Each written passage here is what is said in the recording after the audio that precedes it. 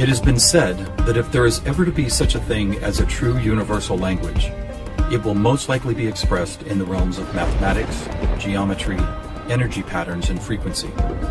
Could it be that this language, or at least the foundation of it, already exists here on Earth? Is it possible that over the course of thousands of years, we have been somehow guided in the process of creating this new form of communication? And if so, what type of information will be conveyed through it that could not be expressed any other way? In the search for answers, we must be prepared to trek through both time and space, to open our eyes and minds wide enough to notice compelling coincidences, and to stand back far enough to see if the building blocks of some kind of mathematical, spatial, frequency-based language emerge. But before we begin our journey, we will pause here in the present day to notice some of the ways that we measure and tabulate the world around us. This is an important step, for how we count and measure things can be as revealing as why we count them. First, we will take a look at the way we measure time. For all practical purposes, the smallest unit is 1 second, and we all know it takes 60 seconds to make a minute, and then 60 of these minutes to make an hour. This hour, of course, is the unit by which we divide our days, and these days become months, years, decades, centuries, and so on. Speaking of 60, let's take a moment to notice that all geometry, whether it is 2 or 3 dimensional, is also derived from base 60 mathematics that provide the foundation for a 360-degree circle, which in turn provides us with all the angles and formulas for creating virtually every shape known to humankind. Now let's look at how many cultures from all over the world have chosen to count and group things. Right away, we see that we have been attracted to the number 12. 12 eggs in a dozen, 12 months in a year, 12 inches in a foot, 12 signs of the zodiac.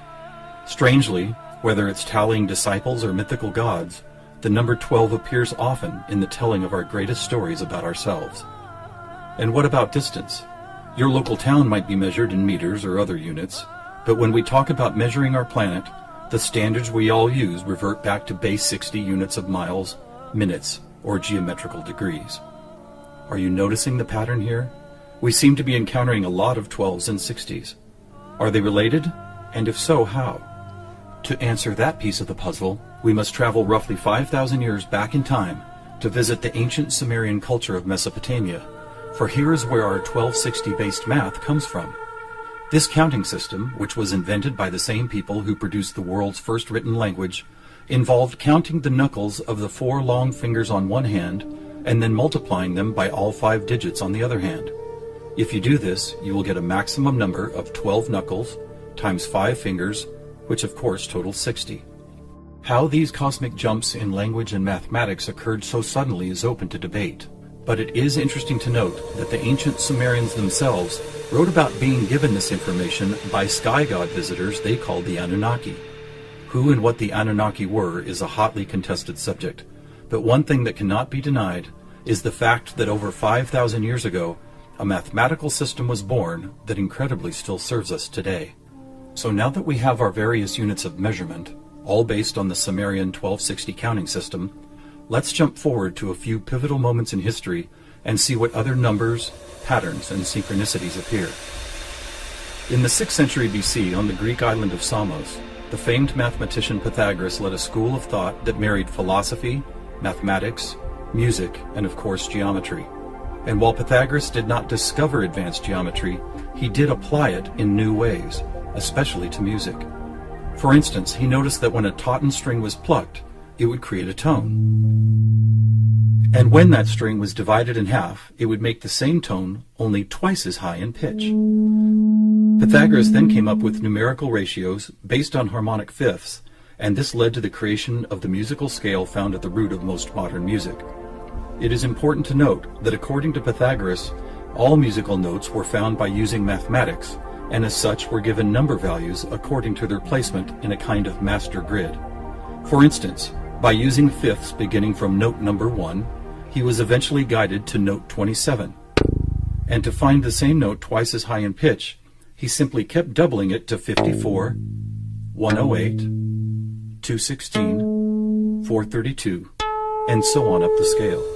If you've ever heard of Pythagorean tuning, you know that the number 432 is quite important. To Pythagoras himself, it probably wouldn't have stood out more than any other in his numerical grid. But in our quest to find a universal language based on mathematics and frequency, this particular note represents a significant piece of coincidental evidence. You see, many ancient musical instruments, from Tibetan bowls to Native American flutes, happen to produce the same tone, a tone that vibrates at 432 cycles per second. That's compelling, but even more intriguing is the fact that Pythagoras was not calculating vibration cycles to find tone 432.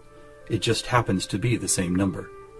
What's more, for decades, most modern musical instruments were also tuned to this same fourth octave A, with a value of 432 cycles. How could this be? Who chose this particular note as the keystone for instrument tuning, and more importantly, why? Here is where a deeper mystery begins to emerge, and to explore it we will need to go back to Pythagoras' other passion, geometry. It is not an exaggeration to say that to Pythagoras and his disciples, geometry and math held a key to the nature of all life everywhere, and maybe it does. Let's look at the first four geometric shapes, the circle, triangle, square, and pentagon. In each of them are angles of degrees that, when added together, always total a specific number relative to that particular shape. For instance, if we take a triangle, the sum total of all three interior angles is always 180. For both the square and circle, it is 360. For a pentagon, it is 540. Now at this moment, let's step back and look at these numbers in a different way, as there seems to be something about them that reaches beyond a simple sum of angles. Did you notice that they happen to be in the same numerical neighborhood as tone 432? What's more, they all add up to 9, just like 432. As an experiment, let's take a look at the numbers found in basic geometric shapes, then apply those numbers as vibration cycles to hear the tones they produce. First, let's listen to what the 180 total degrees contained in a triangle sound like.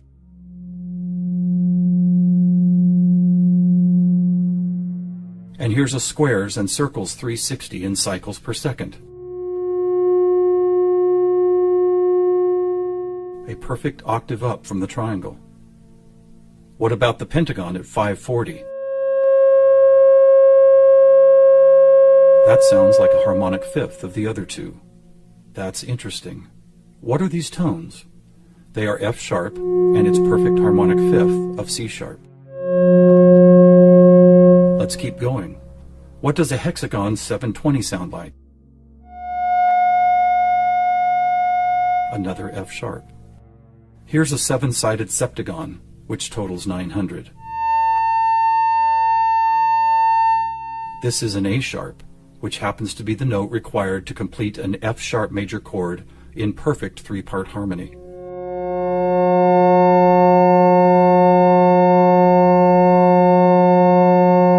And finally the octagon, where we get 1080, another C sharp. Suddenly, geometry is expressed by tones, and these tones just happen to create the most beautiful form of music, a perfect three-part major chord in the key of F sharp.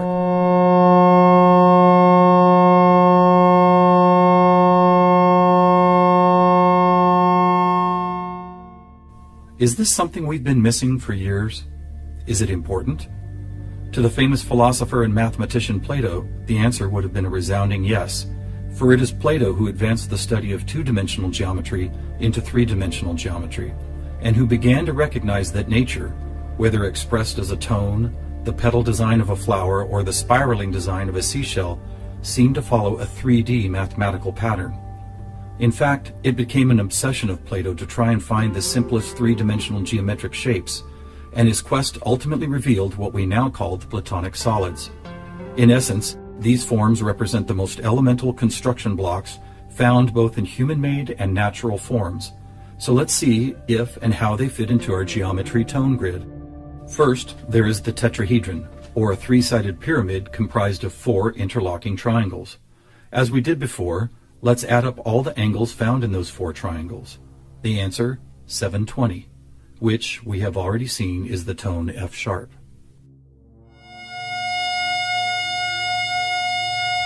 Next we have the cube, whose six 360-degree squares totals 2160. What does it sound like?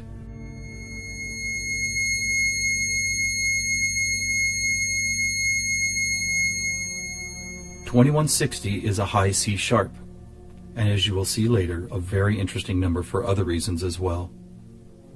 Next up is the octahedron. Constructed of 8 triangles, this shape totals 1440, which is another perfect F sharp higher up the scale. The icosahedron is made up of 20 triangles, so the total number of degrees is 3600. As a tone, 3600 vibration cycles create the A sharp needed to complete yet another F sharp major chord that sounds like this.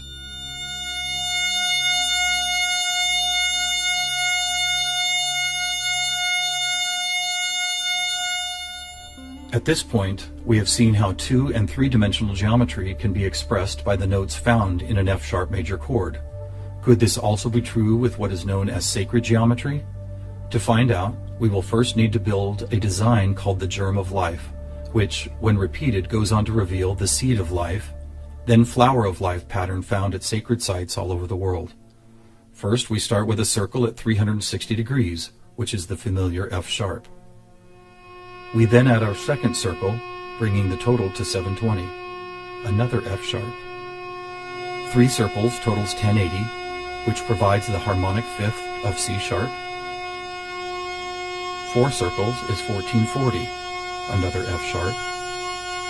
5 circles totals 1800, or the A sharp needed to once again provide the harmonic third of an F sharp major chord. And finally the 6th circle, which brings the total to 2160, another C sharp. Amazing! It's as if we can now both see and hear the flower of life pattern that has intrigued humankind for thousands of years. So now we have 2-dimensional geometry, 3-dimensional geometry, and even sacred geometry being represented by different variations of an F sharp major chord. How is this not common knowledge? How have we missed this connection? There are actually 3 explanations. 1, for reasons ranging from the mundane to the conspiratorial, musical instruments are no longer tuned to an A vibrating at 432 cycles per second, but rather 440. 2, modern tuning calls for equal temperament, which no longer adheres to Pythagoras' whole number simplicity. And 3, the tuning method required to reveal geometric shapes is based on a mathematical grid rather than mathematical ratios. This grid, if it had a name, would probably be called something like factor 9, because the number 9 is found not only in the sum of every note on the grid, but also as the number required to move up or down the scale. For instance, if we started at note A at 216 cycles, all we would have to do is add or subtract the number 9 to reveal all the other tones in that octave. And it is here, on this incredible factor 9 grid, that we find not just some of our geometric numbers, but all of them. Conversely, modern A440 tuning reveals not one correlation to geometric numbers. Now let's go back for a moment and take a look at one of these numbers, 2160, the number expressed by both the cube and the germ of life pattern. You may have already noticed that without the 0, it is exactly half of our magic 432. That's worth noting, but what is even more intriguing is the way this number keeps showing up in other large-scale measurements. To discover one of these measurements, we will need to jump forward from Plato's time to when the Mayan civilization was flourishing. Roughly 1500 years ago, Mayan stargazers were the most accomplished astronomers the world had ever known. Their concept of cyclical time led to many incredible discoveries: the accurate length of a year, the exact dates of seasonal changes, even the moments when solar and lunar eclipses would occur. But their most amazing discovery was of something known as the precession of the equinox, which makes note of a very slow wobble of Earth's axis. Somehow aware of the fact that this wobble takes 25,920 years to complete, the Mayans called this cycle one great year, with each of its 12 great months requiring 2160 Earth years to complete. And what about this? Did you know that the diameter of our moon, when measured in miles, also happens to total, you guessed it, 2160? Lastly, watch what happens when we apply simple division to this highly synchronous number.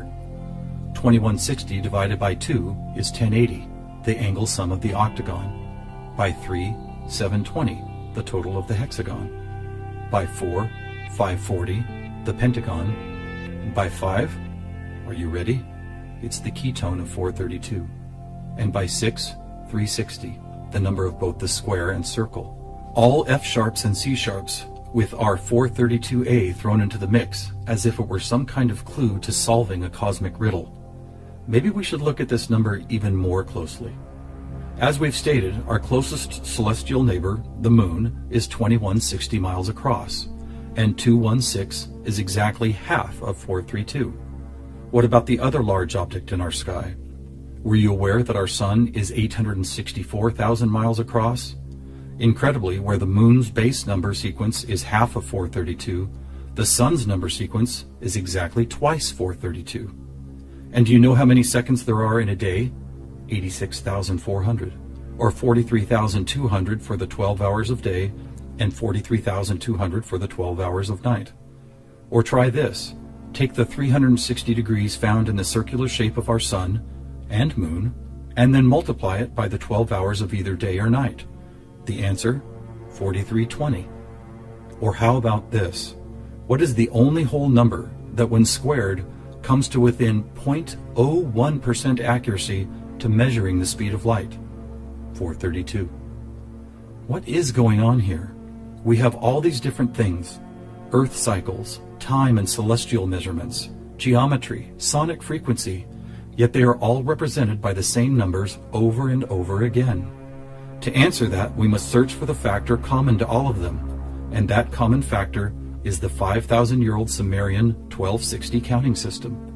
It is what gave us the inches to a foot, the seconds to a minute, and the 360 degrees in geometry.